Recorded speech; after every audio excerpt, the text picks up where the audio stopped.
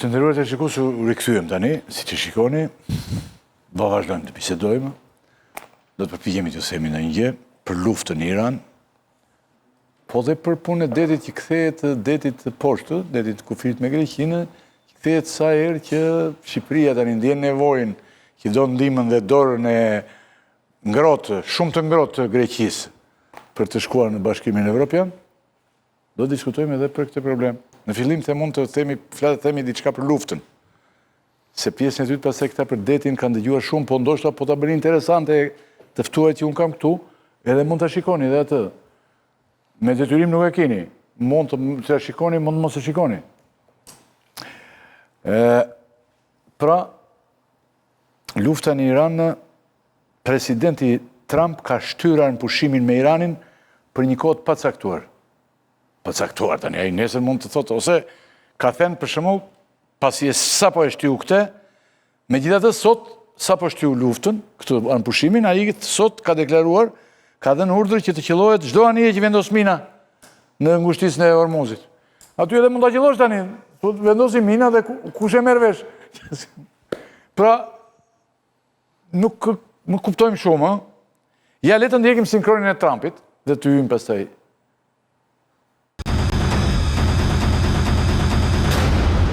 Kam urdhëruar Marinën e Shteteve të Bashkuara që të qellojë dhe të fundos çdo vark, përfshirë edhe varkat e vogla. 159 anije të tyre janë të gjitha në fund të detit, që po vendosin mina në ujërat e ngushticës së Hormuzit. Nuk duhet të ketë hezitim. Ndërkohë, minapastruese tona po pastrojnë ngushticën në këto momente. Kam urdhëruar që ky aktivitet të vijojë, por në një nivel 3 herë më të lartë. Irani nuk po arrin dot të kuptojë se cili është lideri i tyre. Ata thjesht nuk e dinë. Betejë është midis linjës së ashpër, që kanë humbur shumë keq në fushën e betejës, dhe të moderuarve, që nuk janë dhe aq të moderuar, por që po urritet respekti. Është çmenduri. Ne kemi kontrollin e plot mbi ngushticën e Hormuzit. Asnjë anije nuk mund të hyjë apo të dalë pa miratimin e Marinës së Shteteve të Bashkuara. Është e mbyllur hermetikisht për aq kohë sa Irani të jetë i aftë të bëjë një marrëveshje. Faleminderit për vëmendjen tuaj, presidenti Donald J. Trump. Pra e dëgjuat ndërkohë të shikues çka ka thënë, hapet zjarr tani aty, qellohet çdo anije që vendos mina. Po se kush e cakton a vendosi as vendosi mina këtë? Evazive pastaj është. Edhe me evazive, të ftuar tani, thamë edhe për marrëveshjen e detit, që ta të flasim pak pjesën dytësore të kësaj pjese. Egon Loli, Marin Laçi, faleminderit. Artur Meshollari dhe Ermir Gjinishi, faleminderit. Faleminderit Meshollari. Kemi munguar disa kohë s'ke qenë të ne. Po mirë, ja erdhe tani. Tani, presidenti Trump ka zgjatur anë pushimin me Iranin për një kohë të pacaktuar, po si se pa mendoj që nga sinkroni ka deklaruar se çdo anije që vendos mina në ngushticën do ta qellohet nga amerikanët. Ç'po ndodh tani me luftën Gjinishi dhe Marlindi dhe me radhë pastaj? Po. Dhe konkretisht me ngushticën e Hormuzit.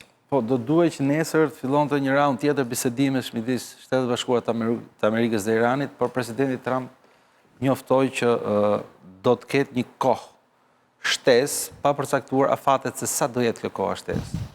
Dhe nëse referohemi gjithë periudhës konfliktit, ne kemi pasur disa herë kohë të tilla shtesë. Ndërkohë që të gjitha zhvillimet janë përqendruar në ngushticën e Hormuzit.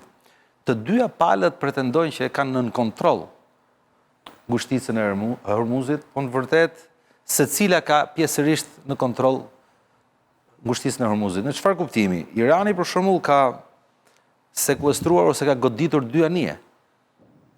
Njëra me flamur grek, cilën mendonte që ka lidhje me Izraelin, ndërkohë që dhe Shtetet e Bashkuara të Amerikës kanë sekuestruar një anije iraniane në Oqeanin Indian, dhe tani sapo njoftonin mediat e huaja që ekipi i kësaj anije është stacionuar në Oman para pak minutash. Tani si është çështja e Hormuzit, se kjo është pika e nxehtë me sa duket, dhe për të qenë korrekt me shikuesit, të dyja palët nuk janë të sinqerta. sepse secila pretendon dominimin ose kontrollin ekskluziv të Hormuzit.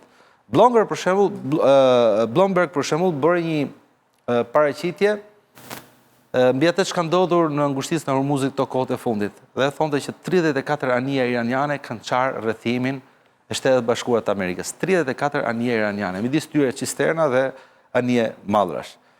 Tani, teksa flasim për ngushtisën e Hormuzit, nuk duhet harrojmë edhe dëmin e madh që bëhet. Midis diskutimeve që kemi bërë hera mbi dëmin ekonomik, ka një parashikim që 15.000 kompani nga viti 2026 deri në vitin 2027 janë të kërcënuara me faliment, vetëm për krizës së Hormuzit. 15 kompani botërore. Janë shumë. Nga ana tjetër, teksa flasim për Shtetet Bashkuara të Amerikës dhe krizën e madhe, nuk duhet harrojmë që edhe vet Irani ngushtisën e Hormuzit e ka jetike. Rrethimi që po i bën Shtetet Bashkuara të Amerikës, qoftë transporti detar, po qoftë porteve të Iranit, janë jetike për Iranin. Dhe gjithë loja bëhet sa do të duroj Irani. A do të duroj deri në fund? Se nëse Iranit i ndërpritet eksporti i naftës, nuk ka rezervat mjaftueshme për të duruar një embargo kaq gjatë. Ky është një nga problemet e mëdha. Nga ana tjetër, duhet thënë që edhe puset, se nëse s'ka eksport, bllokohen dhe puset që nxjerrin naftën, Puset e naftës kanë mekanizma të cilat nëse rrin 2 javë pa pushim, pa punuar, fillon shpërbërje, fillon shkatrimi, fillon dëmtimi i tyre. Vetë prishen. Nuk është si qezëm që hapet e mbyll. Po, kështu që të dyja palët janë në presion të madh. Shtetet Bashkuara të Amerikës në presionin e botës, po edhe faktorit brendshëm, ndërsa Irani është në presionin e madh ekonomik, po edhe të faktorëve të tjerë rajonal.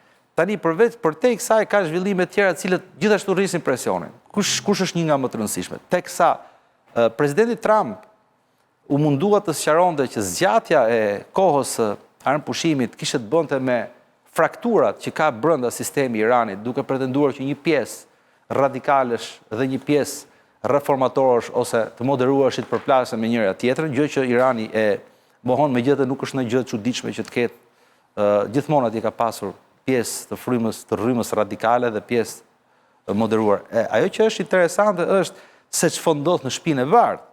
Shkarkimi i John Pellanit, shefi i forcave detare, u shkarkua. Janë një seri autoritetesh ushtarake, që nga shefi antiterrori, që nga shefi i shtabit.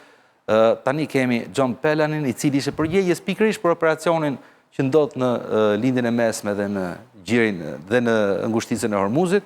Kështu që situata kaotike është dhe në shtëpinë e bardhë, dhe kjo është për të çuditë, domethënë, sepse Irani nuk është ndonjë gjë e çuditshme, nuk është ndonjë kush e di se çfarë, pas gjithë atyre goditjeve që ka marrë të ketë konflikte, të ketë luftë për pushtet, të ketë njerëz të acaruar, dhe ne kemi thënë këtu që me vrasjen e leadershipit politik dhe ushtarak, Irani do acarohet, do vi një linjë më ashpër.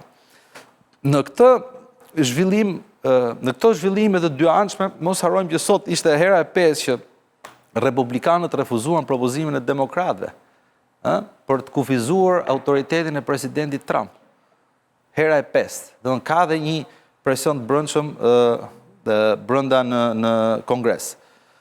Ndërkohë që një cistern e bllokuar sot nga Shtetet e Bashkuara të Amerikës, dhe ky besoj që është lajm, New York Times i tregonte që është një cistern e cila do të shkonte në Kinë me naftë nga Kina. Tani do shikojmë se si do jetë reagimi i Kinës, si me naftë nga Kina.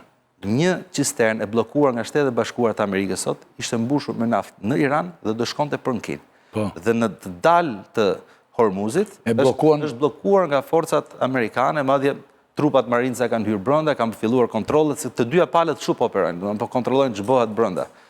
Kështu që është interesante se si do jetë reagimi i Kinës, e cila deri dje thonte që askush mos preki anijet tona sepse ne kemi marrëveshje dhe të respektohen marrëveshjet. Më në fund është ndaluar dhe një anije kineze. Po. Jo, malli është kinez. Nafte. Malli është kinez. Po pra. Jo, anja, malli. Malli është kinez. Jo, nafta është kinez. Nafta do shkonte për Kinë. Nafta do shkonte për Kinë. Po. Marlin, tani kjo eth Trumpi një gur në lumë dhe mblidhet të gjithë bota dhe nuk e nxjerr dot gurin. Faktikisht ky gur nuk është aq i vogël sa ç'duket, sepse palët me çapo kuptohet po shkojnë përsëri drejt një konflikti ashtu siç pam për 40 ditë me goditje dhe pas goditje nga të dyja palët. Duket qartë që loja e Iranit për ngushticën e Hormuzit ka qenë një lojë e suksesshme në aspektin strategjik, ai sa ka detyruar palët të çojë drejt një tryeze bisedimi, pavarësisht se nuk kanë konkluduar për një sër arsyesh, qoftë për programin e pasurimit uraniumit, qoftë për çështjen e programit të raketave balistike me rrezet gjatë veprimi, qoftë edhe për çështjen e, le të themi, e një farë liberalizimi të regjimit, ashtu siç pretendon presidenti Trump. Ajo çka është më interesante bën sy fakti se një nga, le të themi, drejtuesi i diplomacisë izraelite ka deklaruar se neve kemi marrë leje për të goditur Iranin. Duket se amerikanët në këtë fazë mund vendosin të qëndrojnë në pozicione mbrojtëse, pra të jenë forcat cilat presin raketat iraniane që mund të nisen drejt Izraelit, por gjykoj se nga ana tjetër gjykoj edhe faktin se kjo luftë është në fazat ende të ftohta në aspektin e ndërluftimeve dhe ka gjasa që të radikalizohet më tepër. Sigurisht që ka një farë përplasje në koalicionin apo le të themi në atë koalicionin teokratiko-politik të regjimit në Iran. Kemi një palë paksa më liberale, siç është pala e ministrit jashtëm Abbas Araghchi dhe pala e presidentit Mesut Pezeshkian, ndërkohë nga ana tjetër ndodhet pala e Gardës Revolucionare, e cila për vërtetës ka një farë radikalizimi dhe një acarimi të jashtëzakonshëm që me vrasjen e liderit suprem Ayatollah Ali Khamenei. Tashmë kanë krye një radikal si Ahmed Vahidi dhe sigurisht që do mbaj qëndrime të forta, madje të shkoj edhe në artikulimin e tezës se Garda Revolucionare kërkon ndërtimin dhe vendosjen funksion të testatave bërthamore, gjë që do çojë në armatosjen e Iranit me armë bërthamore dhe do e kthente, le të themi, të gjithë rajonin në një problem më vete, pasi çdo palë, qoftë Arabia Saudite, po nga ana tjetër edhe Turqia, do kërkon të armatosjen me armë bërthamore. Sigurisht që në këtë fazë ku jemi, dëmet ekonomike janë të jashtëzakonshme, për aq kohë sa po ndalohen anije dhe po ndërhyet qoftë nga Garda Revolucionare, e cila ka ndërhyrë në një anije dhe ka marrë peng edhe disa qytetarë malazez, siç flitet nga mediat botërore, të cilët janë ndodhur në një anije tregtare nafte me flamur panamez, gjë që ka bërë dyshoj Gardën Revolucionare se mos kjo anije i përket Izraelit. Nga ana tjetër kemi edhe palën e marincave, të cilët ndërhyjnë edhe ato në atë gjirin e pranë gjirit të Omanit, pra pa hyrë ende në arenën e ngushticës së Hormuzit.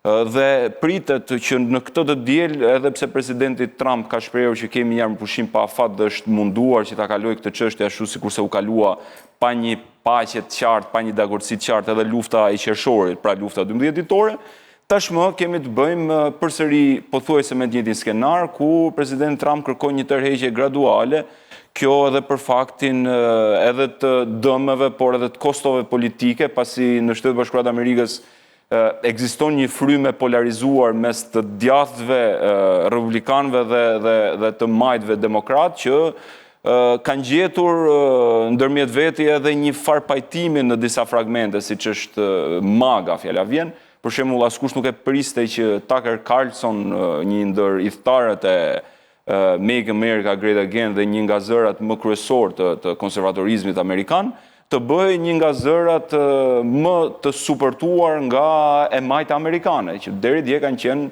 armiq politik të përbetuar me një person i cili artikulonte gjatë gjithë kohës teza konservatore.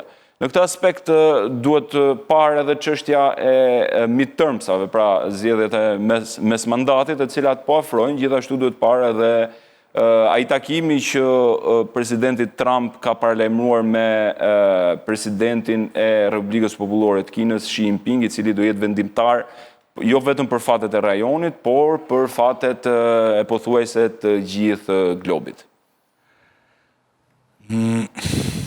Zoti Meçallari, keni shërbyer si një ushtarak në fushë të rëndësishme, specifike, por dhe si ushtarak i nivelet larta.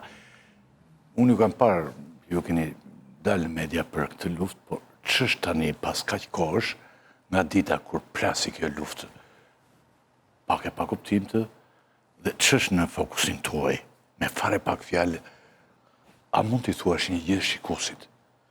Shiko, lufta kur nisi me objektiva afat shkurtra,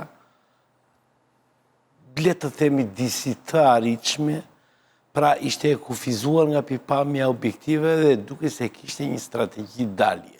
Mos ndoshta i bëri si, ja u them shpesh në studion kolegëve, që mos e bëri si me që mori lehtësisht atë shoferin e autobusit, Moduron, e kapi me njëre të gjitha dhe mendoj se ishte e njëjta gjë edhe me një shtet 100 milion. Nga dita e 10, 9 se e 10 doli jashtë kontrollit, nga pikpamja e objektive strategjike. Momenti deri në momentin sa Izraeli goditi fushat e gazit që midis Irakut, Kuvajt, Katarit dhe Iranit, lufta duke se ishte me objektiva të arritshëm.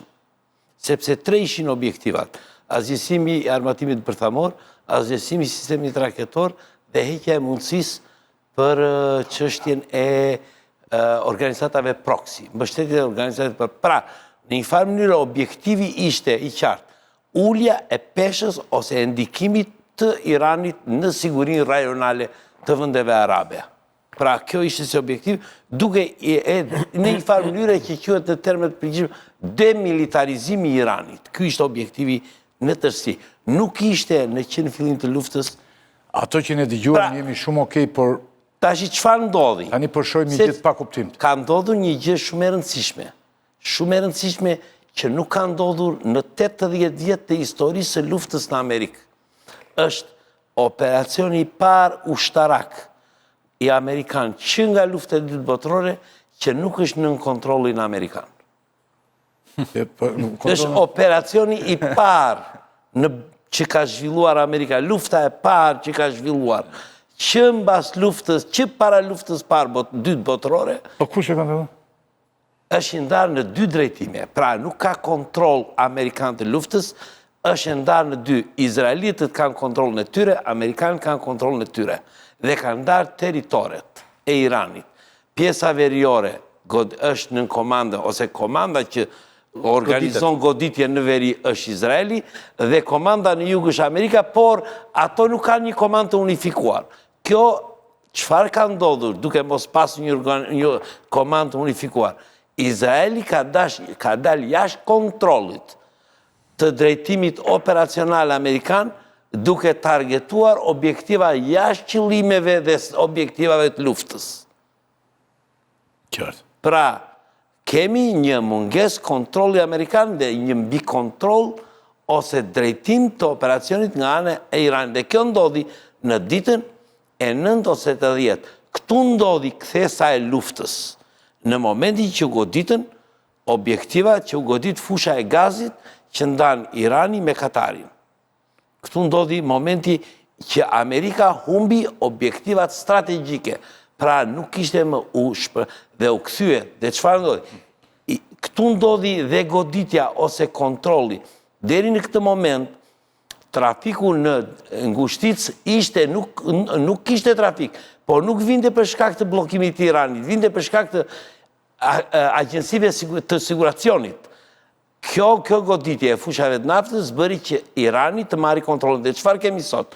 Sot kemi që për Iranin, Ngushtica e Ormuzit është qendra e gravitetit të saj, pra në qoftë se nuk i merr kontrollin e Ormuzit, nuk e çfarë i bëri Iranit, kurse për Amerikën është dobësia kritike e saj. Pra jemi në 2 pozicione komplet të ndryshme. Dhe ndodhi në ditën e 10 të operacionit. Sot Amerika e ka humbur objektivin e luftës. Nuk ka më objektiva. Pra nuk vepron, vetëm reagon. Po, por Amerika ka pasoja. Po. Sidomos ky president. Çfarë do ndodhi? Në nëndor, Se gjithë problemi është do të ballafaqohet me çfarë po zgjedhje. kërkon sot Amerika? Sepse në fakt aty nuk ka pas armëpushim. Armëpushimi nuk ka ekzistuar, edhe pse ka deklaruar presidenti Trump. Sepse nuk mund të kesh armëpushim duke pas blokadë. Nuk ka mundësi. Blokada është pjesë e luftës. Nuk mund të ketë. E dyta, vetë iranianët prishin armëpushimin, përveç se amerikanët nuk e deklaruan heqjen e blokadës, Iranianët godit nga një jetë tregtare. Pra do të thotë janë pushime u prish. Por si do të zgjidhet, se ky është gjithë problemi, si do të zgjidhet? Amerika duhet të gjejë një rrugë dalje. Duhet të dali nga kjo spirale që Mendoj ka që hyrë. presidenti Trump e gjen këtë... Nuk është presidenti Trump, jo. Problemi është që Amerika ka hyrë, shiko, çështja e luftës në Iran ka të bëjë dhe me kapacitete strategjike që ka humbur Amerika vetë për shkak të lëvizjeve të pakontrolluar në leadershipin politik dhe ushtarak që ka Sidomos të kohët e ushtarak. fundit. Sidomos të kohët e fundit. Shiko, unë po i mban me drejt shefi Pentagonit. Është një ish ushtarak që nuk ka komanduar, ka menaxhuar deri në 100 ushtarak. Shefi madh tani. Shefi Pentagonit. Pentagonit, po. Ka eksperienca më e madhe e tij ka qenë shefi i zyrës së 100 vetave. Ka qenë, nuk ka qenë komandant. Shefi i shtabit përgjithshëm që kemi sot në Amerikë. Nuk ka qenë ligje ka duhet të ketë qenë gjeneral me 4 yje dhe duhet të ketë qenë komandant një komande madhore. Nuk ka qenë as me 4 yje, nuk ka qenë as komandant një komande madhore. Pra, ka mungesë eksperiencë. Jo, shefi i shtabit. Po edhe ministri i mbrojtjes. Pra, Profesioni është gazetar. të dy kanë mungesë kapacitete strategjike në mënyrë të menduarit. Dhe ti thua nuk e o kompenson këtë presidenti Trump? Shiko, presidenti Trump është i zgjedhur. I zgjedhuri është i zgjedhur dhe nuk e çaj bën. S'ke që i bën zgjedhurit? Po, nuk e çaj bën. Atë, prandaj ai merr staf. Në luftën në ratën e parë, kur ishte president, di kë kishte ministër lufte? Kishte James Mattis, general me 4 yje. Qertë. Ishte i njohur në Amerikë që kur ishte general, jo kur u bë sekretar mbrojtje. Dhe amerikanët thoshin që e dim ku kemi president, po flem të qetë se kemi Mattis në ministrin e mbrojtjes. Kurse sot i ka të gjithë, prandaj po them. Por në gjykimin tim do të ndodhi një histori e tillë. Amerika do gjejë një mënyrë për të dalë nga lufta dhe për të dalë nga lufta do të jetë një bombardim masiv dhe largim. Mund të jetë një, domethënë që për të shtuar, bie dakord plotësisht me zotrin, por çështja është që në tavolinë është edhe një marrëveshje me 10 pika. Cila do të jetë kosto e kësaj shkëputje apo kësaj dalje nga lufta e Shtetet Bashkuara të Amerikës? Mos harrojmë që Shtetet Bashkuara të Amerikës në atë rajon, në atë region kanë shpenzuar një kosto të jashtëzakonshme, qoftë resursesh apo burimesh njerëzore, qoftë me luftën në Irak, qoftë me luftën në Afganistan që vindes në kuadër të lindjes mesme, qoftë me ndërhyrjet ndryshme në Arabinë Saudite dhe në vendet e Gjirit, dhe tashmë një nga pikat që konsiderohet pika më nevralgjike asaj marrëveshjes që u publikua pak ditë më parë, është edhe shkëputja e rreth 70 apo 80% të bazave amerikane nga lindja mesme. Dhe kjo do e tejkalonte rrezikun të paktën për aleatët e Shtetit Bashkuar të Amerikës në rajon, siç janë Arabia Saudite dhe vendet e Gjirit. Pse do largohen?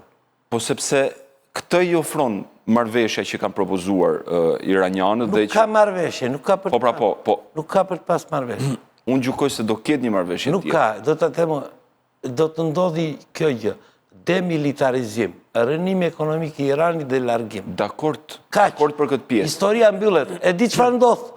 Kemi Libin, rasti i Libis. Rasti i Libis. 15 vjet ka Libia që në 2011. Kolaps, 15 vite. Ku e ke? Po. Nuk di se ku Pra një është. skenari tillë është aftësisht. Skenari ky do shiko, Ta futim dhe Egonin në bisedë. Të rrim të çështja e Libisë, unë nuk mund të flas përpara gjinishit për Libinë sepse e njeh më mirë realitetin atje, por nuk kemi të bëjmë me një pushtet të centralizuar dhe të rrëzuar në Iran. Nuk ka rëndësi, ajo do ketë specifikat e veta kjo. Te çështja ekonomike duket e njëjta skem duket. Sistemi, dhe edhe një herë. Njerëzit janë fiksuar te një deklaratë të presidentit Trump. Shiko, objektivat e luftës përcaktojnë në urdhrat operacionale, përcaktojnë në deklaratat. Nëse Irani nuk do të jetë nesër për një periudhë afatgjate, kërcënim rajonal, është mirë atje ku është siç është sot, siç janë ata në Afganistan. Jo, ato faktikisht janë ndryshe. Siç janë ata. Talibanët e fituan luftën. Jo, edhe një. Ky është ndryshimi i madh midis çështjes iraniane dhe çështjes. Talibanët nuk e fituan luftën, ju la terren, u bë një marrëveshje.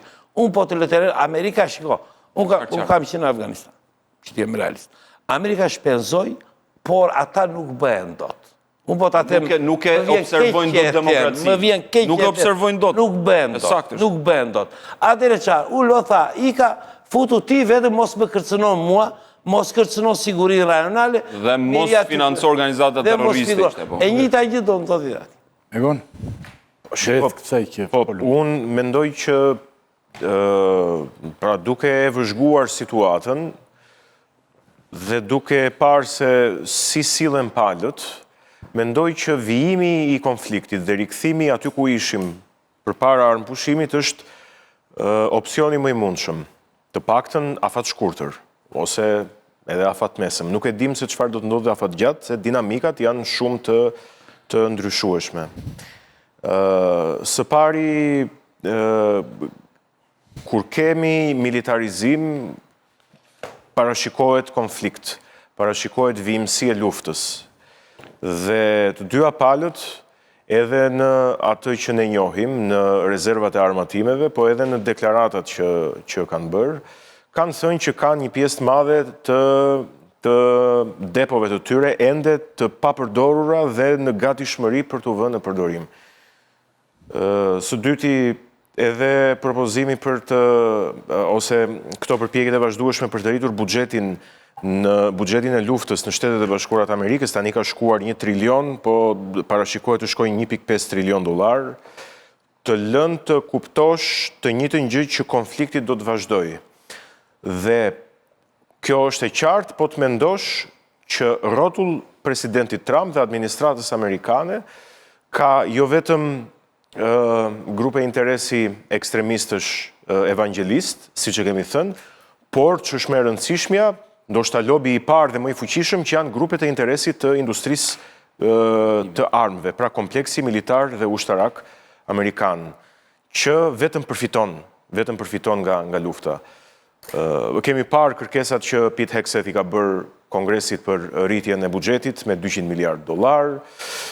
Kemi parë edhe kërkesa nga vetë këto kompani për rritjen e prodhimit të tyre dhe furnizimin e administratës amerikane me raketat të kalibrave dhe të niveleve të ndryshme. Kështu që e gjithë kjo më lë të kuptoj që do të rikthehemi, ose më saktë nuk do të rikthehemi se këtu jemi, po kjo gjë do të vazhdoj.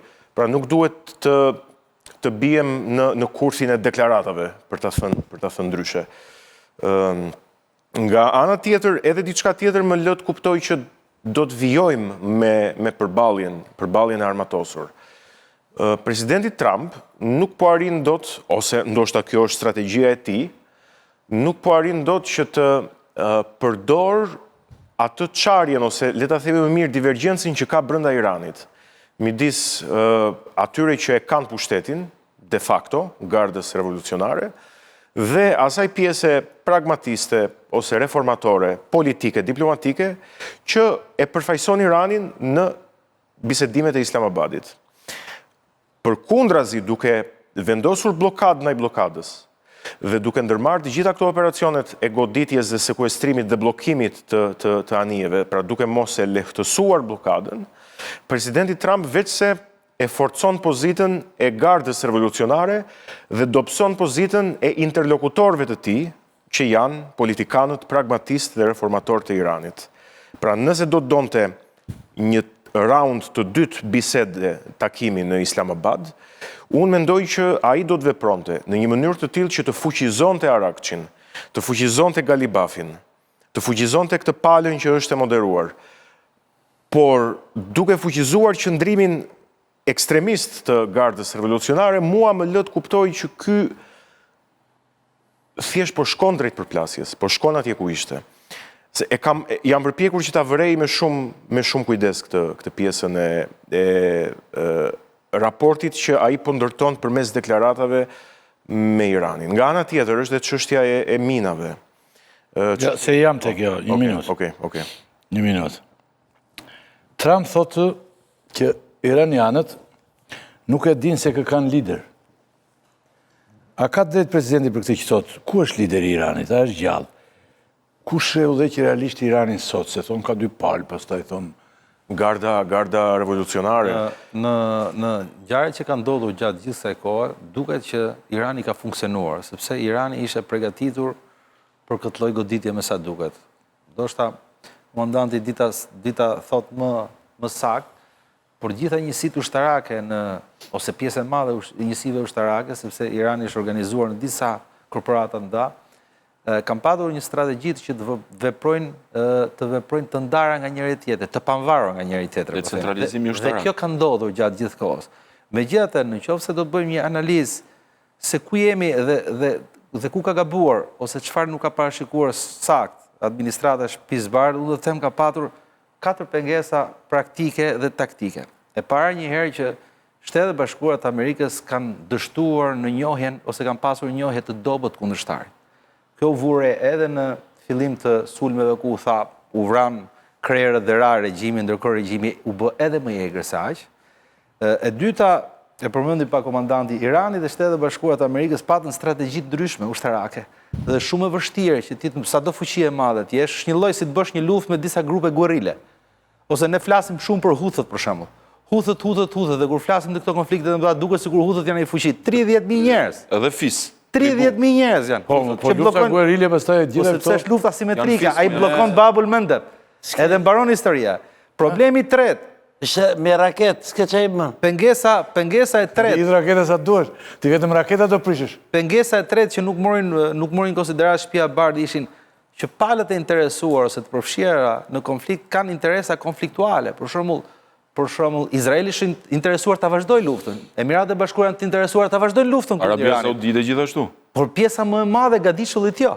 Nuk është interesuar ta zhvillojë luftën sepse janë shkatruar ekonomikisht. Ato janë vende që jetojnë vetëm me eksportin e naftës. Dhe pika e fundit, dhe ky që dështimi më i madh mendoj unë i presidenti Trump, ishte pamundësia për të krijuar një koalicion të gjerë imponues. Shtetet Bashkuara të Amerikës për herë të parë ndoshta, edhe në luftën e Irakut ishin 2. Për herë të parë janë vetëm. Edhe në luftën e dytë që patën probleme nga pikpamje e justifikimit, koalicioni e kishin të fortë. Ndërsa tani është hera e parë që luftojnë vetëm, Shtetet Bashkuara të Amerikës. Jo vetëm që luftojnë vetëm, por kanë humbur ose kanë dobësuar marrëdhënie me aleatët e tyre tradicional. Ndërsa Irani ka një tjetër pengesë pak apërcyeshme, çështja e durimit. Edhe sa do arrijë të durojë Irani në këtë lloj embargo, se embargo është pika kryesore. Sa për shkatrimin e raketeve balistike, Mbledhjet Amerikane ka patur një raport para 2 ditësh ku thonin 60% e raketeve balistike janë akoma të paprekur, sepse janë ato 60%. 60%, sepse është pikërisht pjesa që është nën male dhe relievi gjeografia ka qenë arma më e fortë e Iranit gjatë gjithë kësaj kohe. Ndërkohë që Pentagoni i çoi sapo para pak minutash e dhanë kanalet, Pentagoni i ka çuar një informacion Kongresit dhe kërkon një lloj analize mbi zhbllokimin ose çminimin e Hormuzit, i cili nuk mund bëhet në këtë situatë konfliktuale, por duhet mbaroj lufta dhe pasi të mbaroj lufta duhen paktën 6 muaj që të çminohet Hormuzi, që do thotë edhe 2 javë mund të përballojë Europa krizën energjetike. Nëse do vazhdojë edhe 6 muaj, imagjino se çfarë krize energjetike. Po, herën e kaluar ju më thatë mua, vendet që e tjera që varen nga nafta, për ashtu Shtetet Bashkuara që kanë naftën dhe nuk e çajnë shumë në këtë pikpamje. Po. Dhe këtu ai tani këtu është i fituar vetë. Biles dorisin eksportet. Por ndërkohë, nafta që kalon në ngushtisën e Hormuzit, çdo të thotë kjo blokadë për dhe çfarë pasojësh ekonomike po vren nga situata në ngushtisë. Shumë linja, se ju më thatë jo mua, por shumë linja po anullojmë fluturimet. Po ky është problemi më Se ju më thatë jo herën e kaluar. Kombaron karburanti avion. Ndërkohë që biletat janë shtrentuar.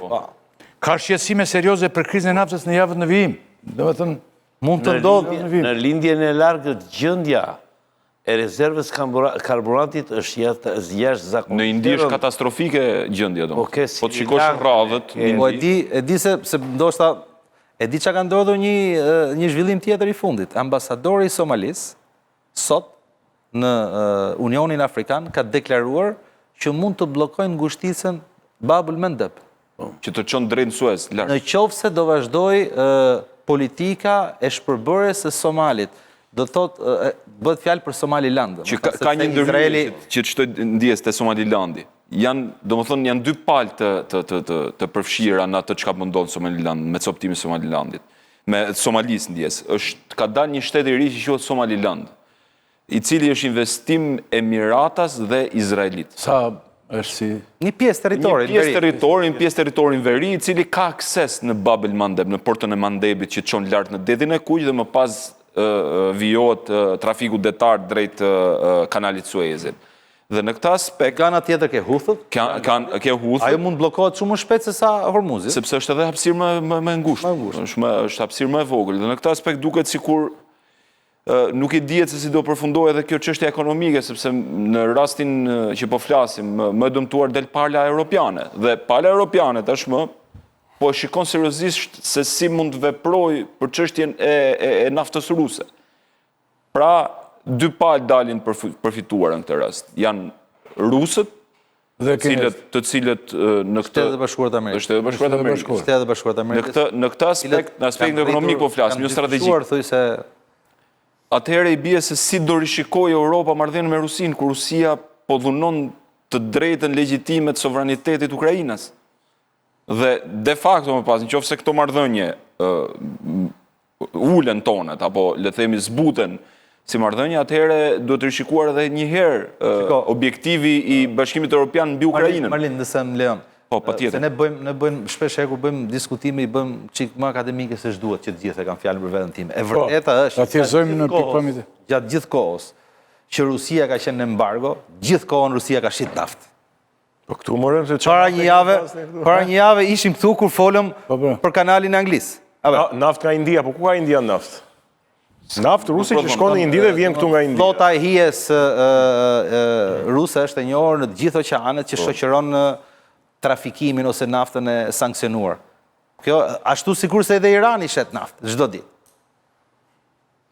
Kështu që problemi është që jemi përballë një situate të paqartë. Po pra, se janë raste sporadike, domethënë pa i fluksi naftës apo ajo volumi i naftës që kërkohet nga Bashkimi Evropian është bllokuar. Dhe kjo është problem sepse ka dy bllokada. Është një bllokadë e Gardës Revolucionare, nga ana tjetër ka një bllokadë tjetër që është bllokada e Marinës Amerikane. Shiko, blokada e Hormuzit nga Irani, për të qenë korrekt, ndodhi pasi presidenti Trump mori vendim të rrethojë Hormuzin. Nuk e patën bërë përpara. Hormuzi ishte i hapur. Kishin kërcënuar. Vetëm siguracionet nuk lejonin. Kishin kërcënuar, po, situata ishte e vështirë dhe është ajo që tha komandanti, që të kanë problem të ngushtimet. Edhe një raket me ngrit, domethënë, pezullohet gjithë trafiku sepse është kosto shumë e madhe. Një min bllokon komplet ngushticën. Imagjino, një cistern mund të ketë 500 milion. Vetëm naftë. Imagjino sa kushton vetë. Imagjino sa shkojnë dhe siguracionet. Po aty ka të paktën 140 kalime në ditë, të paktën. Në ditë normale. Po, jemi në moment, për mua jemi në momentin kritik që Amerika duhet të dali si e fituar. Nuk po them e fituar. Jo e fituar. Jo, me gjuhën e presidentit Trump ajo është e fituar, do të kam shkatruar me gjuhën e presidentit, ai ka mundur gjithë. Gjuhën e presidentit. Nuk po them me gjuhën. Ka filluar në gjallë me politikanë. Po them në kuptimin moral. Po, si doktori si Basha nga sot Rama nuk është më kryeminist. Si mund të jetë një dalje, sepse gjithë problemi është që të dalë Amerika e fituar, duhet të plotësohen 3 kushtet kryesorë. Doktori që zon Ramën çdo javë. E dyta të hapet Hormuzi. Pra, pa u hapur Hormuzi, nuk mund të jetë dalje e fituar. Nuk mund të jetë dalje e fituar, sepse në fakt është një lloj si të lësh litarin jashtë. Kur varos dikë, të lësh litarin jashtë. E kupton, ti ikësh e ti thuash tani bëri çfarë doni dhe nuk po merr. Faktikisht arabëve këtë i tha. Komandant, për qenë korrekt, edhe Shtetet Bashkuara të Amerikës, gjithë opinioni, gjithë analizat janë pothuajse në një zë. Kjo luftë është bërë për interes të Izraelit, në mënyrë absolute. Kështu që për dal Amerika nga kjo luftë varet se sa e kapur është Amerika, leadershipi amerikan, se Amerika është gjë e madhe. Leadershipi amerikan se sa i kapur është nga Izraeli dhe gjithë mjetet e Izraelit. Pate John Kerry ka qenë ministër jashtë dhe tha cop, Izraeli e kërkoi 3 presidentëve. Obamës, Bidenit. Shiko, unë me arsye tim jam, me thënë, arsyetimi të le të kuptosh këtë gjë. Po u blokua Izraeli gjendet gjua pastaj. Por, ajo që thash unë, Izraeli është i vetmi shtet në historinë e Amerikës që forcat e armatosura të tij në një luftë nuk kanë qenë në kontrollin amerikan. Kjo mua më lë të kuptoj diçka. Po. Sepse është i vetmi, as britanikët, që në qoftë se ka pas aleat historik, kanë qenë britanikët. Dhe kur kanë luftuar me britanikët kanë qenë nën komandën amerikane. Po. E vetmi rast në historinë amerikane që një shtet nuk i ka forcat të armatosura nën kontrollin amerikan kur janë bashkë në të njëjtën luftë. Kjo të lë të kuptosh shumë. Kjo të lë të kuptosh shumë. Por dhe presioni ose dhe manipulimi ka një moment thyerje kur nga krau tjetër presioni e ke më të madh. Sepse në fundit, si që mund të pretendojë që ka manipulim nga Izraeli, ka dhe presion të brendshëm, që thot dil nga lufta, e kupton dhe tu kryot thyerja, nuk janë vetëm sot është edhe maga. Po, saktisht. Pra, vini një moment që kryot thyerja. Ajo thyerje ka ndodhur, më. Dhe pikërisht. Ajo ka ndodhur, pse nuk po bëhet anëpushimi? Nga çfarë kuptoj unë në filozofinë, mënyrën se si po operon qeveria amerikane sot, në mënyrën se si po operon është po tenton të gjejë një strategji dalje me nder nga lufta, që mos të quhet e humbur. Dhe që të dali nga kjo duhet të plotësojnë 3-4 kushte sot, jo 3 siç nisi lufta, po 4. 1. Armët bërthamore. Që nuk ka shans. Jo, ka shans. Ja ta them si ka shans. Armët e para është raketat, organizatat proxy dhe Ormuzi. Të gjitha këto mund të realizohen vetëm nëpërmjet një veprimi.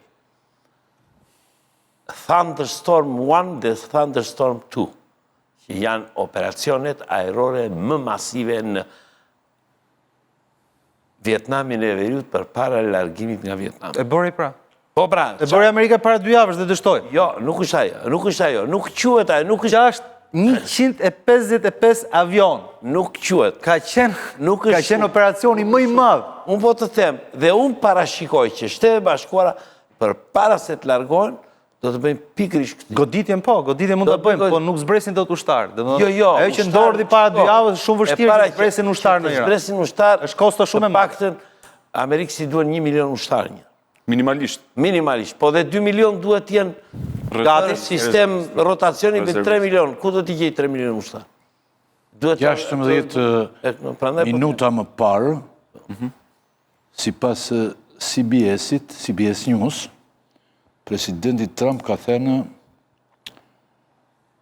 një sekund, presidenti Trump pra një nga mbar bota po vinë për të marrë naftë në Shba. Po pra, është rrit. Po i blej naftën atje. Gjithë bota po shkon të marrë naftë atje tani.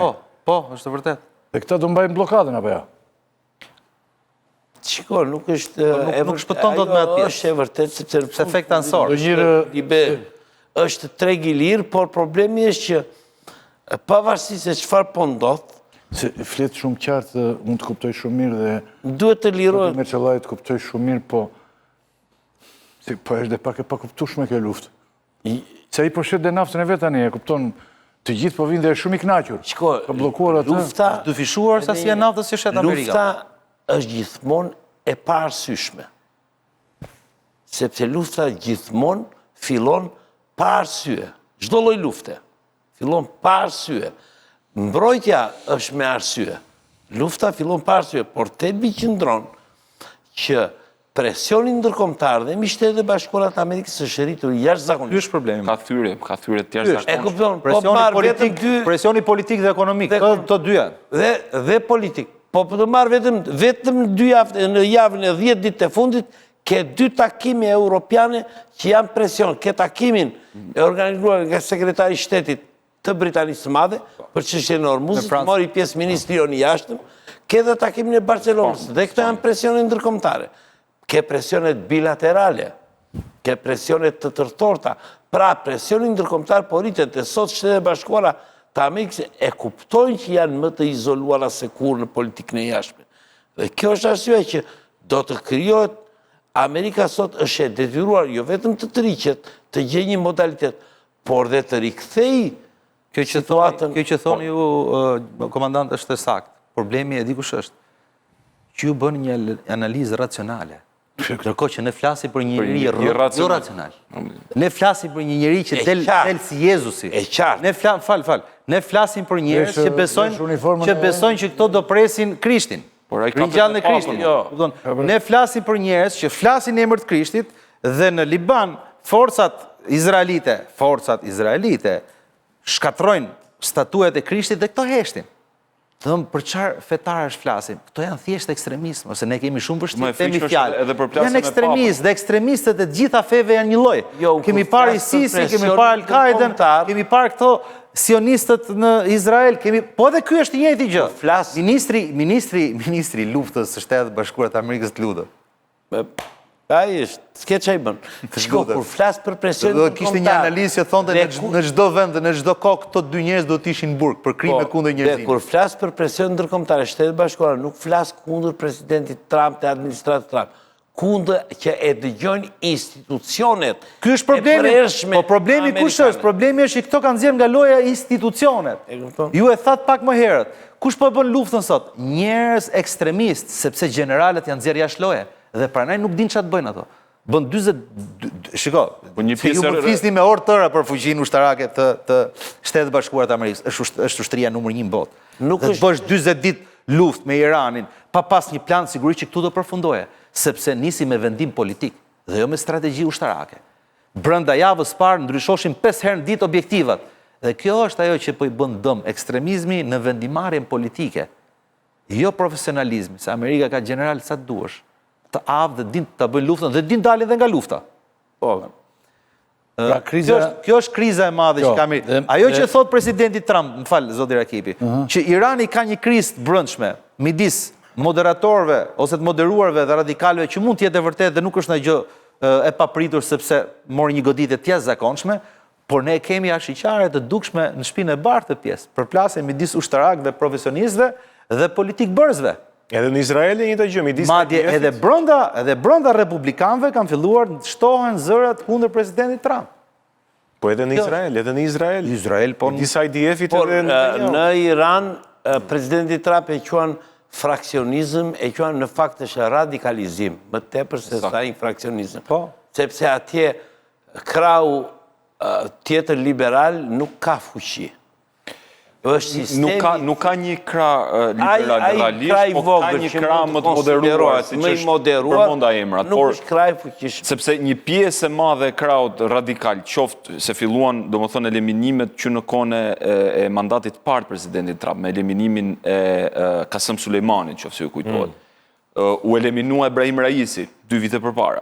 Sepse këto thanë që është aksident me helikopter, po mua mu duk më tepër një eliminim klasik inteligjencës, sepse ishte krau më radikal përfaqësues i Gardës Revolucionare dhe ishte njëri ekskluzivisht i vendosur në postën e presidencës nga Garda Revolucionare, dhe më pas filloi gjithë zinxhiri që prevaloi, domethënë, me vrasjen e Ali Khameneit.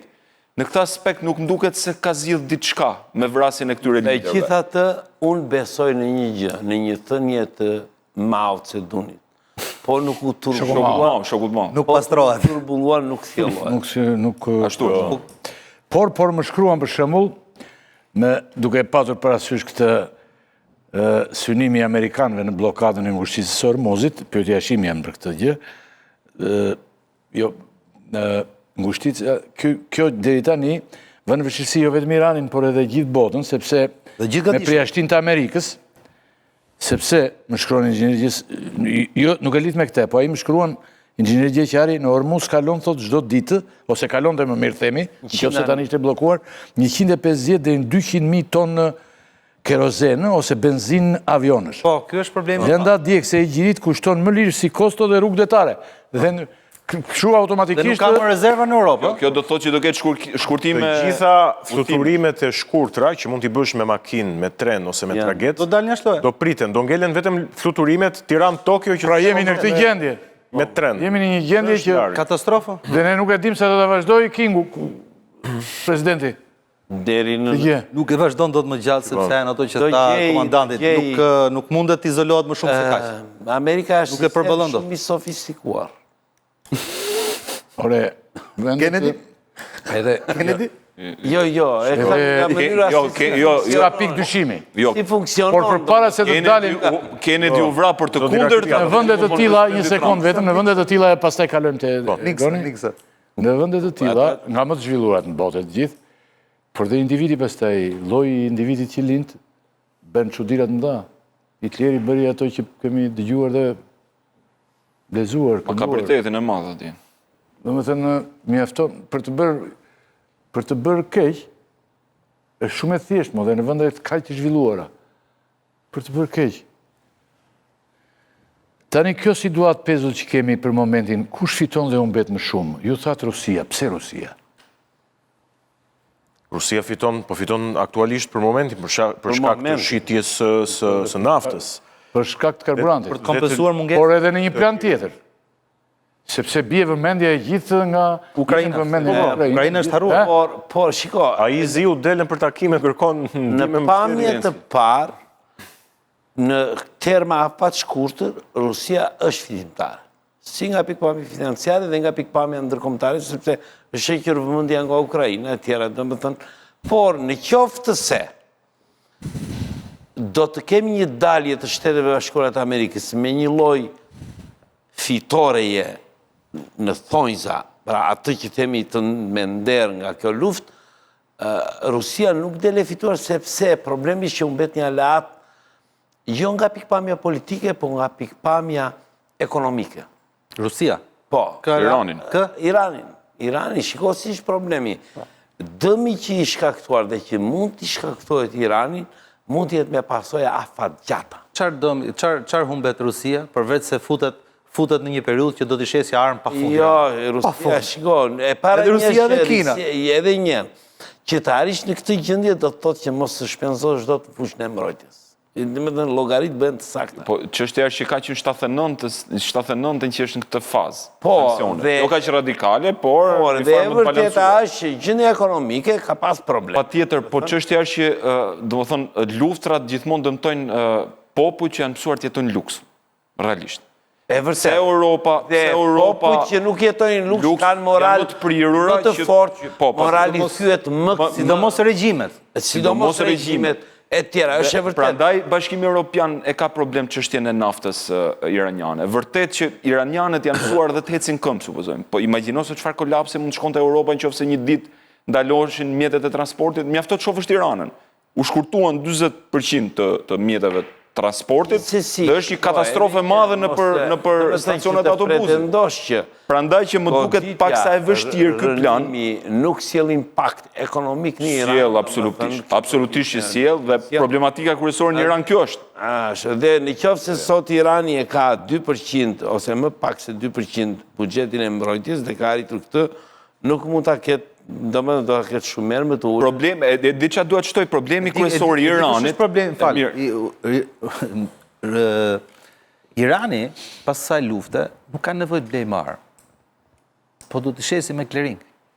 Do shesi naft dhe do marë armë nga Kina. Do shesi naft dhe të marë armë nga Rusia. Dhe kjo është fitoria që ka Kina dhe Rusia me këtë mes. Përveç aleatëve që ka. Krijon likuiditet ekonomik. Ka diçka, komandant. Për sa do që të shkatrohet Irani, për sa kohë regjimi do të mbes, ai është i detyruar të forcojë aleancat që ka pat, madje edhe të shtojë, dhe do bëj gjithçka. Ndoshta do përgjysmojë edhe do hajnë dhe me tollon ndoshta. Ama janë detyruar sepse regjimet kështu funksionojnë. Dakor. Po do kohë ajo. Do kohë. Afatmesh me afatgjat. Do kohë. Do kohë shumë. Unë gjykoj se problemi i Iranit është goditja e klerit është leadership fetar, leadership religios, shpirtëror e bashkoi Iranin, ndërkohë që ishte më i çar para luftës apo jo? Ishte shumë më i çar. Këtë nuk e dim. Jo, e dim shumë mirë, sepse kemi parë pafundësisht një vit përpara demonstrata dhe protesta pafund në gjithë Iranin. Në situatë lufte të drejtat kufizon. Po në regjim nuk flitet për drejta fare. Po flet për një shtet i cili ka karakteristika shumë veçanta, dhe kam një krenari historike, nacionalizëm fort, persën, perandoria e madhe. Çdo lloj parashikimi i Gjykimi im i Irani nuk është se druhet fort nga shkatrimet që po ndodhin. Irani ka një problem shumë të madh negociat. Dhe duket se amerikanët e kanë nuhatur që Irani kërkon të shpëtoj proksit që ka ngritur në lindjet mesme. që e bën Iranin ky që është sot, pa proxit, pa Hizbullahun në veri, Vetëm dhe pa Hizbullah. Huthët, Vetëm dhe pa Hizbullah. Huthët në Të jug. tjerët mund t'i lëshoj gjithë. Huthët janë më tepër proxy strategjik. Po s'janë vetëm Tiranit. Ndërsa, po, gjithsesi kanë... Koren, brenda... Po, Koren, e tjerë, sepse vetë Irani i dërgu edhe I lëshon gjithë programin e Iranin, se raketave Që ky diskutim, Malin, mund t'i lëshon dhe të gjithë përveç Libanit. përveç Hizbullahut. Përveç Hizbullah. Dhe duke Se edhe kjo është parë... interesant, dhe Hizbullahu ka takim në Shtëpinë e Barë sonte. Duke parë... I pret presidenti Trump Ja, sonte. sa qëtë diçka. Yes. Duke qenë se po të shofsh narrativën historike se si ndodhin ngjarjet, që nga 7 tetor e mëtej, do të shohim se si Irani kishte arritur me aq mundim të ngrite një aks rezistence në lindjet mesme, që ato e konsideronin aksi rezistencës apo edhe gjysmëhëna shiite. 82-shin stabilizoi Hizbullahun në Liban, nga ana tjetër mori e ktheu Sirinë në domenin e vet me anë të familjes Asad, që i përkis një pakicë alevite shiite, të cilat kanë pothuajse të njëjtat karakteristika me shiizmin iranian. Më pas 2003-shit, pas rënjes së regjimit të Irakut, Iraku kthye më pas në domenin iranian. Fatkeqësisht, me largimin e trupave amerikane, 60% e popullsisë shiite mori pushtetin. Dhe prandaj që në terma afat gjatë rrëzimi Saddamit më tepër nxorri infeksionin e lindjes mesme si për trupit infektuar, le të themi. Dhe i gjithë ky front që kishte ngritur Irani u dëmtua rënd me revolucionin e Hayat Tahrir ul-Sham, që gjinishi nuk e ka fort qef, ra regjimi Asadit. Nga ana tjetër, Huthët kanë mësuar goditje, një pasnjëshme nga forcat amerikane, dhe i vetmi gur shau që mund të përdori tashmë ekskluzivisht Irani është Hizbullahu. Dhe Hizbullahu hera herë se pickon Izraelin atje në veri. Huthët janë akoma Huthët nuk kanë hyrë akoma, janë në pritje, dhe problematike me Huthët është se Huthët nuk marrin furnizim armësh më nga Irani. Irani ka deleguar programin e raketave me goditje, me rrezet gjatë veprimi. Dhe kjo është problematika e Huthëve, sepse kur flasim për Huthët, shumë analistë nuk e kuptojnë që Huthët janë një tribu, janë fis. Nuk janë një organizim aq i strukturuar politik që pasaj sa i që ndodhin luftën me Arabinë Saudite. Do të them unë se qa mund të bëjnë Huthët. Do të them unë. Është një gjë që nuk është folur shumë. Gjithsesi, ne duhet të referojmë ra Libia nuk do bjerë do të Kaddafi. Ra Siria nuk do bjerë do të... Ra Irani... Regjimi Gaddafi ka qenë si regjimi Maduros. E dikush problemi? Problemi që para që ko sa informacioni që vinë nga brenda është i kufizuar, duhet të supozojmë që informacioni që na jepet është fake. Po tjetër. Të paktën kjo do... Patjetër. Sepse... Nga të dyja palët. Nga të dyja, sepse çfarë po ndodh? Po ndodh e njëjta gjë. Po të them, edhe për Siri nuk e priste njëri që të binte. U priste. Jo. Ishte dekapituar si regjim. Okej. E di pse u priste. E mbante Irani As për Ja Kaddafi. tregu një fakt vogël. Një ushtar që funksiononte në forcat e Asadit në Siri merrte vetëm $30 në muaj. Isha të dilja... Ndërsa një ushtar që luftonte për forcat e Hayat Tahrir ul-Shamit merrte $300 dhe shumë ushtar nga Asadi kanë dezertuar vetëm për... Sisteme diktatoriale kanë një defekt. Nuk vetë rigjenerohen. Patjetër. Dhe duke mos vetë rigjeneruar, kanë vetëm një destinacion, të kolapsojnë. Shpërbërjen. E kupton? Prandaj, se kur do ndodhi kjo... Regjimi i Kim Jong-unit nuk na e vërteton këtë që... Edhe i regjimi Iranit. Se Irani ishte në luftë dhe si dihet si do shkoj, po Kim Jong-uni Pse nuk na e vërtetën? sepse Kim Jong-uni jo që s'ka rënë, Deri tani. jo që është bërë më i fortë, por përveç bombës bërthamore. Rigenerimin ndoshta nuk e ka Base. plan me Por çfarë. Korea e Veriut Nëse bën luftë kishte komandanti. Nëse merr Nuk kishte në këtë plan. okej, nëse bën luftë Nëse merr goditja, është Nuk e me kishte qenë fjala Korea e Veriut. Diktator të rinë derisa vdesin, mo të vazhdojnë. Ai do lër vajzën tani. Vajza do lër Shumë ndryshe edhe në Shqipëri. Korea e Veriut ka nisur Vetëm se kemi sistem pluralist, ë?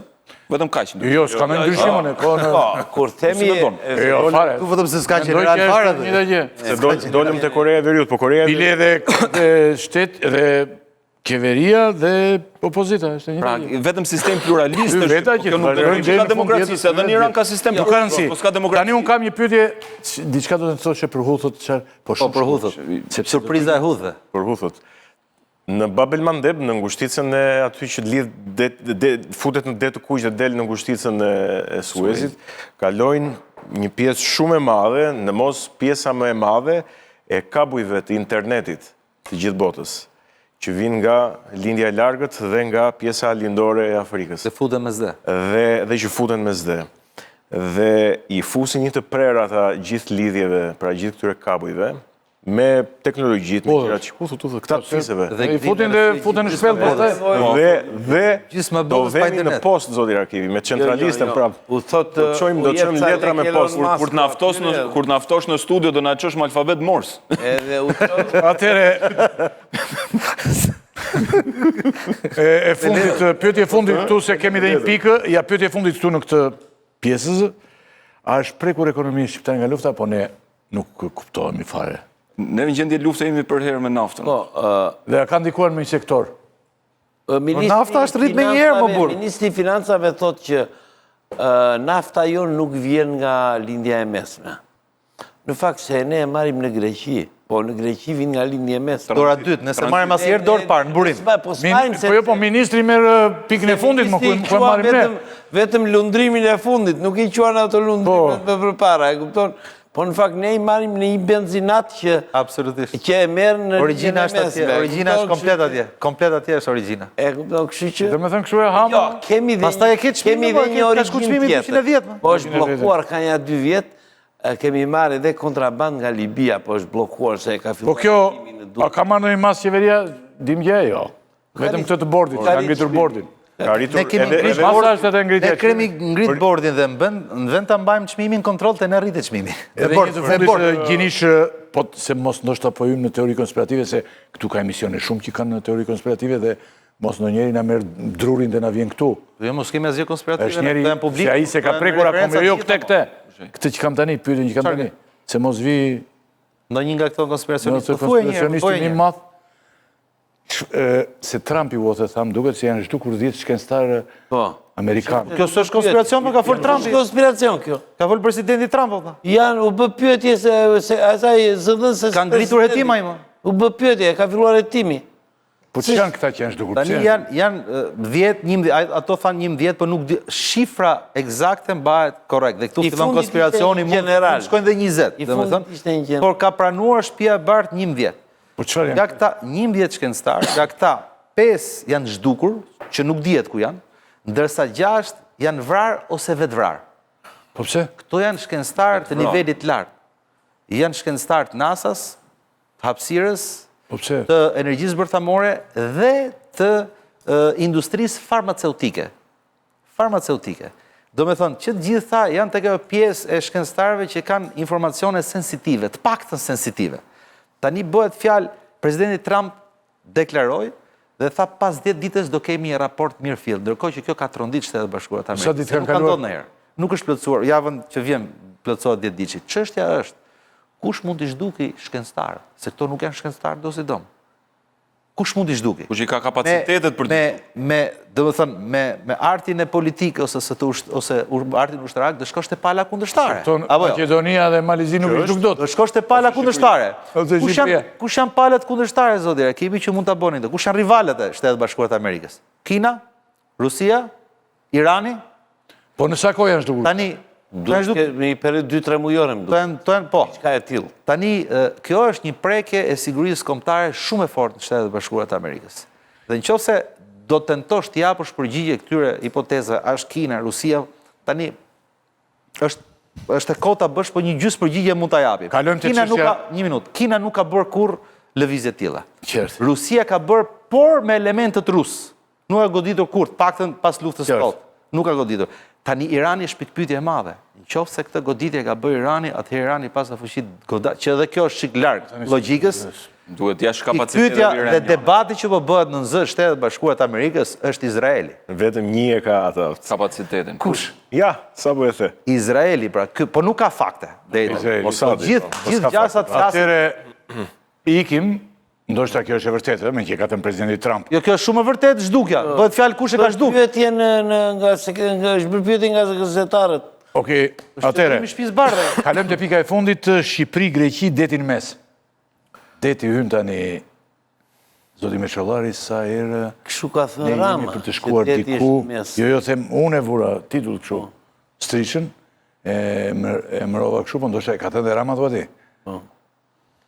Ishte e njëjtë, po thuaj. Kryeministri Rama ka deklaruar se për çështjen e detit ka një marrëveshje me qeverinë greke për t'u drejtuar gjykatës ndërkombëtare të drejtësisë. Ndërkohë ministra e jashtme greke ka deklaruar sot se kjo çështje nuk është një prioritet. Ka thënë sot. Po. Mi po tani grekëve u duhet besuar aq sa Jo, kjo ka unë edhe pse quhem te kjo pjesa që ata e quajnë Vori e Pirë, siç duan ata, kemi luftuar gjithmonë me grekët. Pjesa nga kampion. Shko, Pjesë e kolonjë. në fakt do bëj një Nuk mund se besoj tani, kjo ministri një jashtme. arsyettim të vim në një Ç'po ndodh tani? Ja, ç'a po ndodh. E para të paktën një gjë e dim të saktë.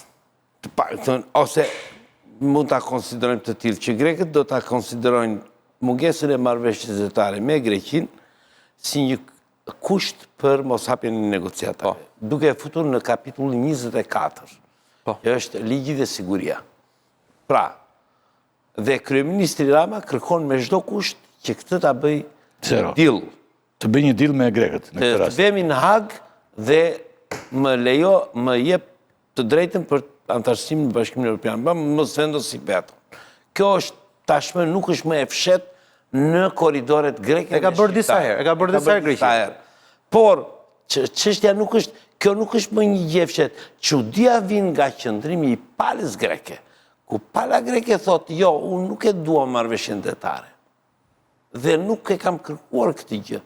Nuk kam asnjë plan për të arritur një marrëveshje detare, Saktë. për ta çuar në Hag. Pra mua kjo më lut kuptoj që grekët e kanë ndarë mendjen. Do na bllokojnë. Që kolonel, Greqia që kur ka ardhur Mitsotakis ka hequr dorë nga marrëveshja, e kanë vepruar Jo, nuk ka hequr dorë. Ciprasi. Atëre, Me fakt, ishte Kocia. Që ne- Ciprasi korrekt. po, Mitsotakis i ka hequr dorë nga marrëveshja. Që të jemi... Pra Mitsotakis i ka thënë unë po e bëj fakt të kryer zgjerimin me 12.000. Jo, Pranon ti? E ka të drejtën e vet 12.000. Pra, po Ciprasi nuk foli me këtë gjuhë. E ngatërojmë 12.000 me delimitimin, nuk kanë lidhje. 12.000 që është deti zgjerohet atje ku kufitar është deti ndërkombëtar. Delimitimi bëhet atje ku kufitar është një shtet tjetër. Korfuzi. Pra më pak se 12.000. Edhe një, kjo është goda. Paretet janë fqinjët. Niveli i ujit është gjërësia 12.000. Në qoftë se unë kam marrëveshje me këta, e ullë dhe e ngërë, e bëj 0, e bëj 12, e bëj 10, por nuk e bëj do të më... Jo për te, jo për te 12. Jo për te 12. Kur ka mundësi gjithmonë. 12.000 që nuk ka lidhje me delimitimin, por thelbi qëndron. Tash të marrim të analizojmë deklaratën e Ministrisë së Jashtme, ose atë që ka thënë nga me. Të dyja palët, dje dhe sot, si kryeministri Rama dhe Ministria e Jashtme, nuk kanë përmendur negociatat e vitit 2018. Dhe vendimin e kushtetueses. Po kanë thënë, i grekët kanë thënë, qeveria shqiptare të gjej një metod për rëzimin e vendimit të gjykatës kushtetuese, gjë që është e pamundur të ndodhë. Po sepse është 9-0. Atere, pra, është 0 totalisht. duke vendosur një kusht të pamundur, atere do të thotë që Le të mendoj që do bllokohemi. do bllokohemi. Sepse kushti që po vendosë është i pamundur. Kurse, por një gjë është, të dyja palet e mohojnë 2018. Pse e mohojnë 2018? Sepse ka një vendim për të. Jo, Expari. 2018 është negociata. Po. Jo. Negociata po, por në momentin që Se nuk duhet të rinisim prapë aty ku e lanë. Shkojnë për te 2018. Jo, duhet nuk, çështja është Shqipëria dhe Greqia si pas qeverisë shqiptare dhe qeverisë greke nuk duhet të rinisin negociatat aty ku i lanë në 2018. Ky është thelbi. Pohojnë se s'duan ta nisin aty ku e lanë. Ky është thelbi. Nuk mund ta nisnin kurse si qeveria shqiptare për aq kohë sa për çështjen e detit, për krimin e një precedenti të tillë që Dora Bakojanis dikur thonte që ky precedent është me qitje të largët. Dhe kuptohet për çfarë. Mbyllur 2009. U mbyll 2009. Nuk ekziston Po, më. dhe futja dhe i herë në negociata me Greqinë për çështjen e detit, duket sikur neve po tentojmë t'i lutemi Greqisë që shiko merr detin dhe në këmbim detit Do më thonë, sakrifikojmë sovranitet për të përfituar një tezë internacionale për të futur në Bashkim Evropian. Ta çoj deri në fund. Po pra. Çështja është që nuk është vetëm çështja e detit, sepse zoti Rama duket në hall dhe po kërkon me ngulm që të ketë një kartë për të kaluar në Bashkimin Evropian. Neve nuk kemi vetëm një çështje me Greqi dhe kjo nuk është çështje fare në gjykimin tim. Kjo është çështje Greqisë. Kjo është çështje periferike, kjo është çështje Greqisë. Shteti shqiptar ka marrë vendimin kushtetues 9-0 dhe e ka bërë nul dhe sikur nuk ka ekzistuar fare. Po pra, po të vë vetëm ai. Po pra, po kemi hyrë në Ore, po tjetër gjë do të bëj gjatë gjithë kohës. Ke hyrë në negociata bilaterale, thotë Diplomacia shqiptare. Ja ta çoj deri në fund. Duket se po e Qartë jemi. Paketa është tjetër gjë. Paketa është tjetër gjë. Kemi çështjen Çame, që nuk përmend qeveria. Pikërisht. Kemi thelbi që do më dëgjosh vetëm të lutem. Po. Çfarë problemesh ngren? Vetëm kjo ka ngren. 2009 nuk ekziston më. Ekziston vetëm për një arsye, për arsye studimore. Po. Dhe krahasuse. Dhe historike. Kaq. Nuk ekziston. 18-a po. Mbyllim. 18-a nuk është bërë nul, sepse palët kanë hyrë në negociata në kushtet e mirëbesimit të dy qeverit. Po pra, po që të kesh mirëbesim dhe do më thonë ajo teza e fqisisë mirëbesuese dhe të mirë, fillimisht duhet mbyllësh kapitujt e ca çështjeve të tjera. Një sekondë ta çoj, një sekondë më deri në fund. Ska lidhje pra. Qeveria shqiptare, Nuk e kush zona, nuk e kush zona. qof Rama, qof Berisha, nuk kanë artikuluar si do hym neve në Bashkimin Kjo është një Evropian. pjesë e shqiptarëve. Pjesa shqiptarëve s'do merr me grekët unë më burr. Po pra, po. Do më thonë, nuk kanë artikuluar asnjëherë diplomacia shqiptare, si mund të hyjun, si mund të aplikoj në Bashkimin Evropian kur unë gjende mende në gjendje lufte me një vend Bashkimit Evropian. Okej, kjo është ligji i luftës tjetër. Një, shiko. Po nuk jenë pozita ti tani për të hedhur, për të ngritur pushkën. Po në rregull, atëre, në qoftë se vendet janë ai ka vajtur me këtë. Nuk duhet të vendoseshin marrëdhëniet diplomatike në 72-shin. Po pra. Ta pas ka gabuar Qenveri. Jo, nuk është kjo. Sepse pasoja që vinë nga ligji i luftës, po jo vetëm nga ligji i luftës, po edhe nga protokolli Firences i 25-s, janë të një karakteri tjetër, nuk janë të karakterit politik apo diplomatik, janë të karakterit pasuror, si të shqiptarëve dhe të Çameve. Dhe këtu digjet pjesa e Çame. Prandaj mbajnë. Jo vetëm pjesa e Çameve. Nuk janë të karakterit politik. Por thelbi është që neve mbas kësaj qeveria greke dhe nuk ka rëndësi cila qeveri është. Shteti. Është qeveri e lishme, e këto është pjesë e shtetit, e njohu vendimin e gjykatës kushtetuese në vitin 2017 dhe në vitin 2018 hyri në negociata me bazë zero. Nga fillimi. Pra jemi Që do këtu. të thotë, sot qeveria greke nuk mund të Mos e s'kam kohë dhe kam dy pika të rëndësishme. Po s'kam kohë pra. Se ti tani kërkon, ne si bëjmë dot gjë, as grekëve as e dramës. Nuk e kthejmë dot të. Në 2018 ka ndodhur kjo gjë. Kjo gjë. Dhe ky është problem. Grekët do e shfrytëzojnë maksimalisht. Të ka dalë ministria sot e jashtme dhe ka deklaruar që kjo çështje nuk është një prioritet dhe ata do shkojnë thotë zotëria do shkohet në Hag. Tani pyetja është me skenajin e dërgimit në Hag. Ja do dalë aty do dalë, prandaj po them sepse A favorizohet Greqia këtu? Tu jemi tani. Fakti që ne kemi ngelur, ne e kemi futur çështjen tonë në një spirale pas zgjidhje. Dhe në dëm Shqipërisë. Atëre, Po e themi se duke shkuar këtu e kemi futur. Greqia njohu vendimin e gjykatës kushtetuese, e njohu dhe hyri në negociata nga fillimi. Negociatat janë zhvilluar, po e marrë në mënyrë hipotetike, nga 20 pika që duhet të merreshin vesh, të dakordsohemi, dakordsuam 18 dhe na ngelën vetëm 2. 2. Na Ne kanë duhet ta ngelën. fillojmë nga fillimi. Tashti, Për këto dy. Ku më dhe 18 tjerat. se u pezulluan negociatat. Kush i ka pezulluar negociatat? Kot. Ka dalë në një? Do ta dish me emër me mjemër? Quhet Edi Rama. Personi që ka bllokuar negociatat. Jo se ka lidhje me vajtje në Hag, por sepse Greqia bëri në negociata, gjatë negociatave bëri një kërkesë politike. Grupi negociator nuk merr vendime politike, merr vetëm vendime të karakterit teknik. Atëherë, grupi negociator ja kaloi çështjen presidentit dhe kryeministrit. Zgjidhni këtë dhe ne të vazhdojmë negociatat. Qartë. Presidenti thiri kryeministrin, i tha kemi një problem politik. Duhet të zgjidhim këtë, të vazhdojmë negociat, të zgjidhim dhe dy çështjet kishin ngelur. Kryeministri dhe eran dakord, kryeministri do marri drejtimin e grupit negociator në kapacitete politike që të merrte vendimin. Kryeministri era dakord, por nuk e mori drejtimin. Pse? Arsye është e thjeshtë. Kryeministri nuk do të marri përgjegjësi. E qartë. Jemi okej. A Atëherë favorizohet Greqia tani këtu? doli çështja e vajtjes në Hag. Po. Ku u gabua? Nuk është mëkat të vesh në Hag. Qartë. Apo jo? S'është mëkat. Jemi okej. Nuk është, Por, ama Montego Bay, Po e marr teorikisht, prit.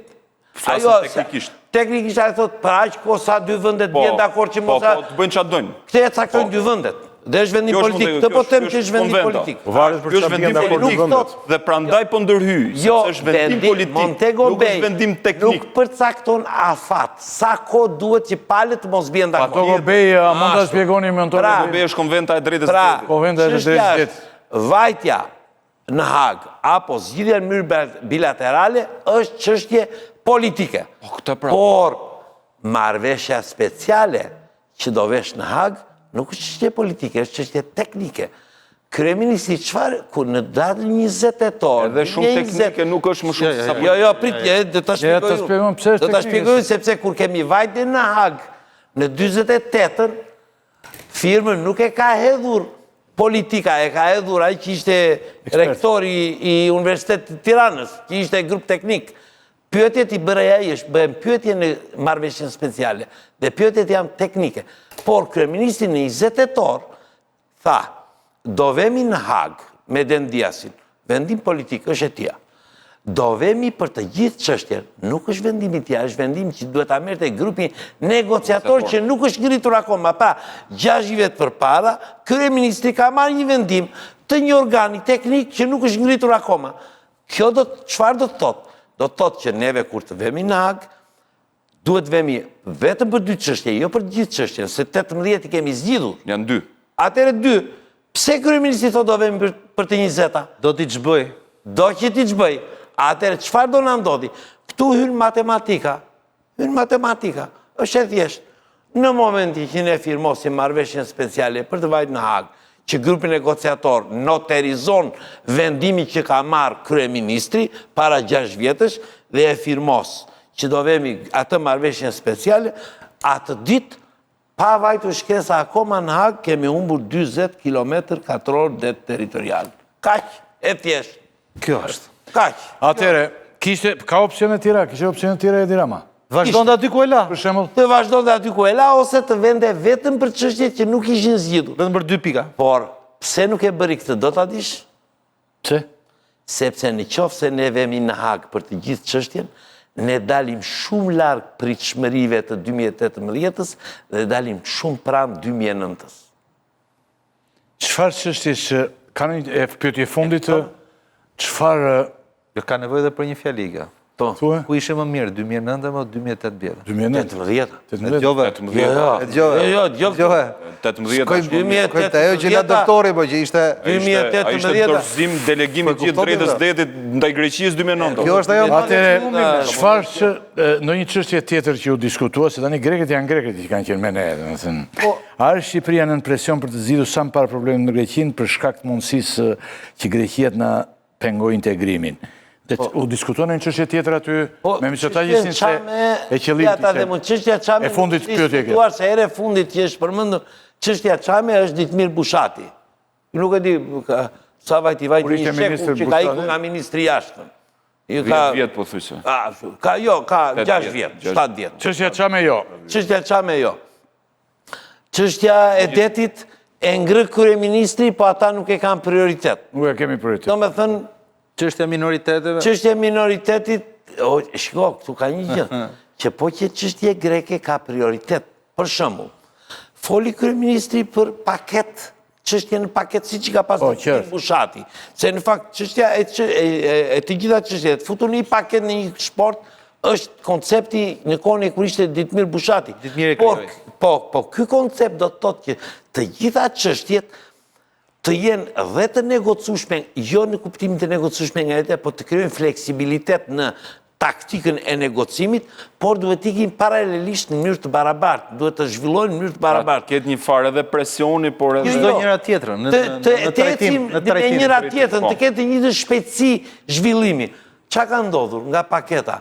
Vetëm çështja e Varezave ka përfunduar, të gjitha tjera dhe janë varur. Po çështja e Varrezës kanë përfunduar shikon e Berishës. Jo, kam Atëre, ideja e fundit, do me thënë, Greqia ne mund në pengojë, mund të vërë vetëm. Po gjithmonë më ka ndodhur. Do me thënë, dyshimet janë që, serioze që, serioze? kjo të ndodhë. Nëse nuk bie dakord të dyja palët në Hag, se mund ndodhi dhe kjo më. Shkojnë në Hag dhe bien dakord dhe miratojnë për para. Vështirë të vetë në Hag, sepse e para një, pengesa e parë është presidenti. Ka 3 vjetë që e mba në zyrë dhe nuk e firmos. Cili president? Po, kjo që është, shiko, Bekaj, ki parasysh një gjë. Po mori urdhër nga... Jo, çështja e detit nuk është aq e thjeshtë, sepse atyre që u kanë ndodhur më përpara kanë marrë fatura morale shumë të forta. E qartë më qartë. Nuk është aq e Edhe thjeshtë. penale. Nuk e marrë penale. E dyta, është grupi negociator.